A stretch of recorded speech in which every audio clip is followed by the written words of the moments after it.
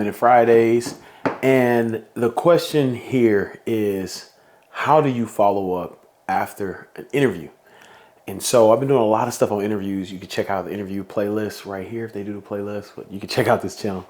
But one of the things I found this out from Preston Pearson, who's director of player personnel at Stanford. When he was at the University of Houston, he was interviewing with us to be our head player personnel, which is recruiting, scouting, the other side of getting players to the team, where player development is developing those players that are on the team.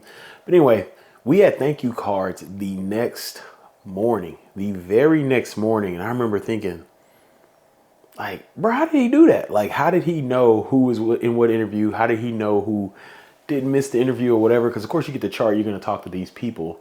And so I was like, man, that's pretty impressive. The next morning it was on our desk. And so I remember I reached out to him and I was like, when he got the job, he came on campus and I said, hey, Preston, how did you do that? How did you get those thank you cards to us immediately?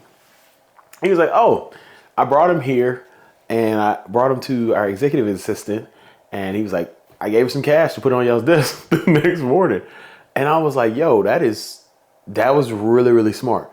And so that's one tool you can use for following up, is paying someone to put a card on somebody's desk immediately after you interview. I know what I've done is I've written cards to every single person that's on the list. And then if I didn't, meet with that person to interview, I would put that one back.